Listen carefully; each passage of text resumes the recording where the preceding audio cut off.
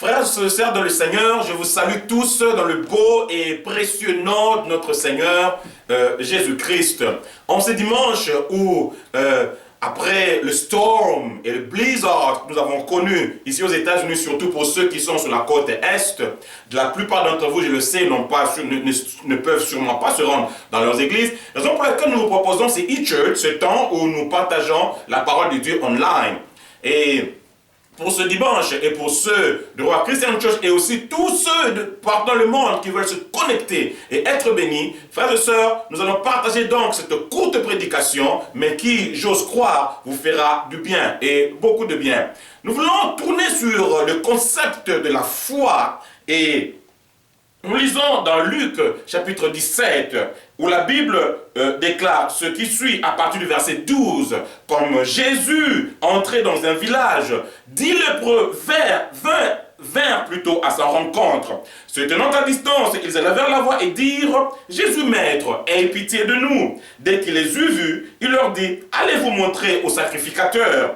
Et pendant qu'ils y allaient, il arriva qu'ils furent guéris. Que le nom du Seigneur Jésus-Christ soit donc glorifié. Frères et sœurs, ma Bible à moi déclare que sans la foi, il est impossible d'être agréable à Dieu. Ce qui nous différencie du monde qui nous entoure, frères et sœurs, c'est le fait que nous croyons en Dieu. Nous croyons dans la parole de Dieu. Nous croyons dans l'œuvre rédemptrice de Christ à la croix de Golgotha. Ce n'est pas le fait de ne pas pécher, de ne pas courir les filles, de ne pas fumer, de ne pas boire, de ne pas insulter. Ce n'est pas ça qui fait que vous plaisiez à Dieu. Parce que ces choses sont en fait des œuvres dignes de la repentance. La base triviale de la marche avec Christ, le fondement même, le socle sur lequel repose la chrétienté. Mes frères et sœurs, nous savons qu'il y a des hommes qui ne connaissent pas Dieu, mais qui sont plus moraux que nous. C'est pas ça qui fait qu'ils plaisent à Dieu. Ce qui fait que nous plaisions à Dieu, c'est le fait que nous croyons dans l'œuvre de Christ accomplie pour nous à la croix de Golgotha. Et frères et sœurs, vous devez savoir que la foi, en fait, la foi, c'est un mouvement. La foi, c'est une action. La foi n'est pas un concept apathique. La foi n'est pas un concept passif. Et ce qui m'étonnera toujours, frères et sœurs, par rapport à la génération des chrétiens d'aujourd'hui, c'est que nous avons réussi à créer une génération de chrétiens passifs qui attendent que les choses arrivent. Et la passivité des chrétiens m'étonnera toujours, frères et sœurs. Nous avons réussi à créer une génération de chrétiens qui s'attendent à ce que quelque chose se passe, qui ne tentent rien, qui ne s'engagent pas foncièrement dans ce qu'ils doivent faire, mais qui s'attendent toujours à ce que quelque chose se passe. Des chrétiens remplis de promesses, qui croulent sous le poids des promesses et qui s'attendent toujours à ce qu'un jour quelque chose se passe. Et frères et sœurs, le fameux un jour n'arrive presque jamais. Et c'était le cas de ces 10 lépreux qui étaient là, apathiques, chaque jour, mourant chaque jour, perdant une partie de leur corps chaque jour. Et frères et sœurs dans le Seigneur, ces lépreux étaient là. En dehors du village, parce que c'était la loi de l'époque, ils ne pouvaient pas vivre dans les villages, ils devaient rester en dehors du village.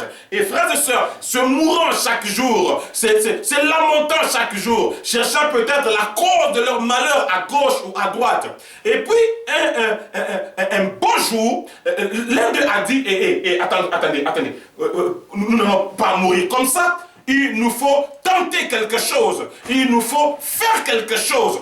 Frères et sœurs dans le Seigneur, je voudrais dire ceci. Oh, je prie Dieu pour que dans un village, pour que dans chaque village, que dans chaque église, que dans chaque maison, il y ait quelqu'un qui se lève et qui dise, nous n'allons pas mourir comme ça. Nous allons tenter quelque chose. Je prie Dieu pour que, frères et sœurs, quelqu'un se lève et que ce soit toi qui dise, je ne mourrai pas comme ça. Oh là là, si je mourais, je ne mourrais pas couché. Si je mourais, je ne mourrais pas par terre. Si je mourais, je ne mourrais pas en train de me lamenter. Si je mourais debout. Je mourrai en train d'essayer de marcher. Je mourrai en train de ramper. Je mourrai en train d'essayer de faire quelque chose. Voilà, frères et sœurs, ce qu'il nous faut faire. Voilà l'esprit qu'il nous faut avoir. Non, je refuse de mourir par terre. Je refuse de mourir sans tenter quelque chose. Je refuse de mourir croulant sous mes promesses. Je refuse de mourir m'attendant à ce qu'un jour quelque chose se passe.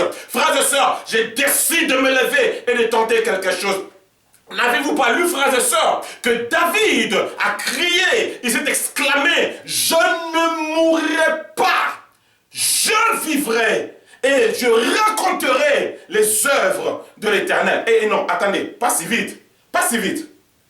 Avez-vous remarqué que dans ce passage, je ne mourrai pas, je vivrai et je raconterai les œuvres de l'Éternel? N'avez-vous pas remarqué que David place le mot éternel à la fin et non au début?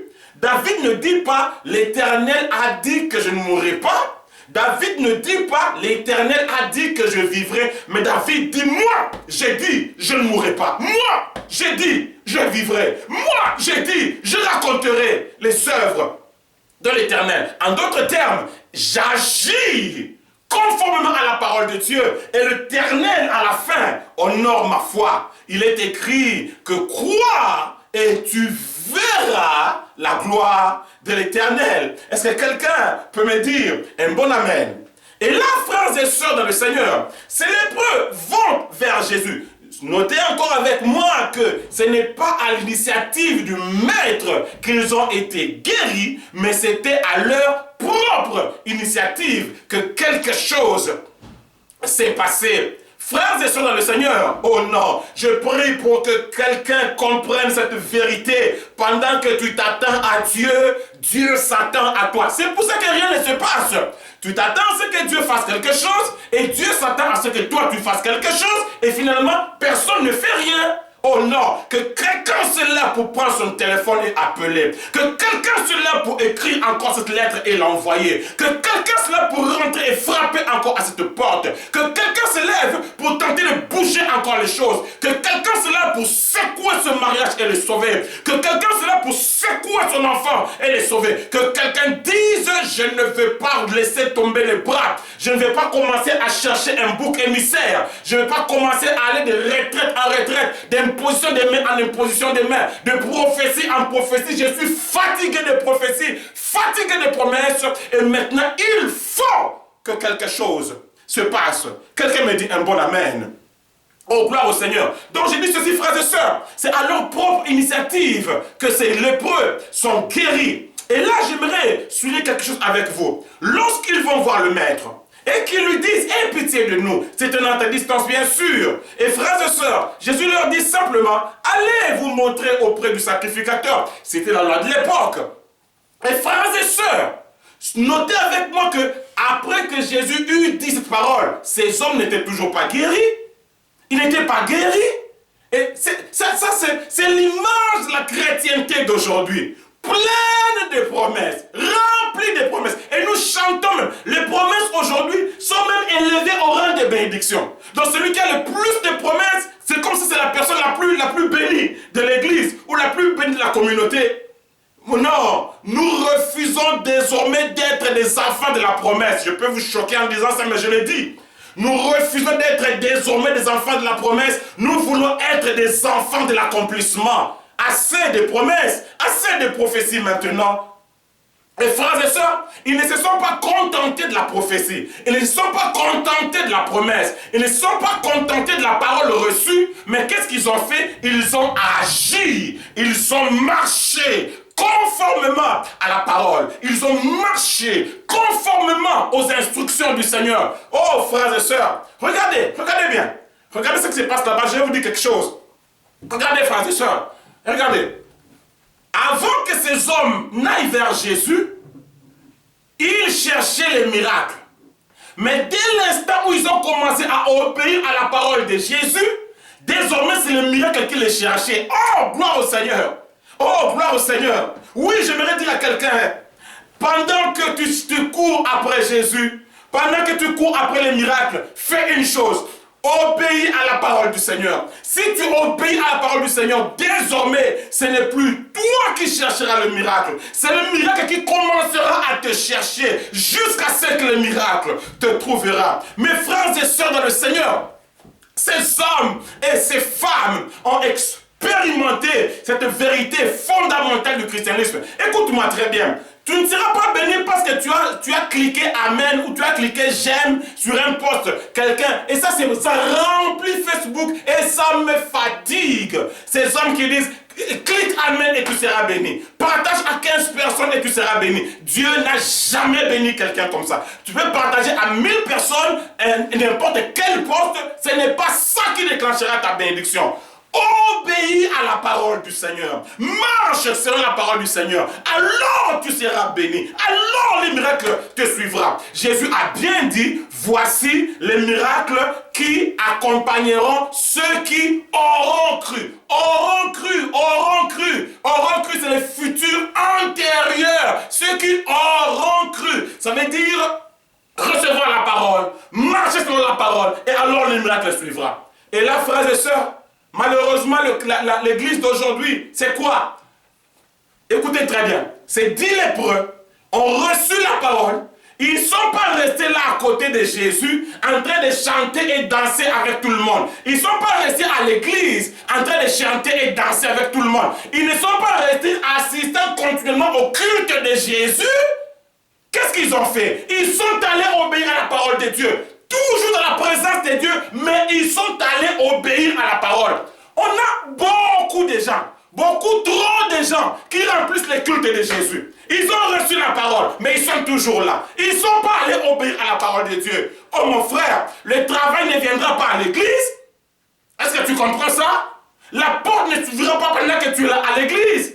Il y a un moment où il faut arrêter avec le culte de Jésus et aller obéir à la parole de Dieu dehors. C'est ce qu'il faut faire. Et là, frères et sœurs, pendant qu'ils marchaient, pendant qu'ils obéissaient, c'est alors qu'ils ont été guéris. Oh, que quelqu'un comprenne cette parole. Oh là là, pendant qu'ils agissaient, pas après pas, la guérison s'installait. Pas après pas, la guérison venait. Pas après pas, lorsque tu obéiras ainsi à la parole de Dieu, en obéissant pas après pas, alors tu verras quelque chose se passer. Je suis venu dire à quelqu'un simplement ce matin, fais-le. Est-ce que tu entends? Fais-le. Lève-toi et fais-le. Assez. Ferme ton cahier de promesses. Mets ça de côté. Maintenant, fais-le. Arrête d'écouter toutes les prophéties. Maintenant, lève-toi et fais-le. Fais ce que tu as à faire. Agis selon la parole du Seigneur. Reste en conformité avec cette parole. Et alors, tu vivras la gloire du Seigneur. Je termine par la phrase de sœur. En vous saluant tous, en vous bénissant tous, laissez-moi prier pour vous. Et après ça, nous allons clôturer. Là où tu es, s'il te plaît, tu peux te lever avec moi, mettre la main sur ton cœur, et moi je vais prier pour toi et avec toi. Éternel Dieu des armées, Seigneur du ciel et de la terre, je viens au nom de Jésus-Christ, avec ces hommes et ces femmes qui me suivent à cette heure. Seigneur, je viens bénir leur vie. Et je viens dire, ô Éternel, montre à chacun, Seigneur, la route du chemin des sacrificateurs. Montre à chacun la route qu'il doit suivre, la conformité à l'obéissance à ta parole. Parce que, Seigneur, c'est sous la route du sacrificateur de chacun de nous que ta bénédiction demeure. Et que tout le monde, Seigneur, en agissant conformément à ta parole, te rencontre et rencontre son miracle. Fais-le pour chacun. Que mon Seigneur vous bénisse. Et que sa grâce soit votre partage. Et que le Seigneur vous rencontre sur le chemin d'obéissance. Soyez bénis au nom du Seigneur qui a fait les cieux et qui a fait la terre. Voilà. Que le Seigneur vous bénisse. Je suis toujours très heureux de partager la parole de Dieu avec vous. Soyez bénis en ce dimanche. Que vos maisons soient bénies. Et que le Seigneur vous garde. Et pour vous qui êtes pendant la saison d'hiver, please keep warm. Que Dieu vous bénisse abondamment. Bon dimanche à vous tous. Merci.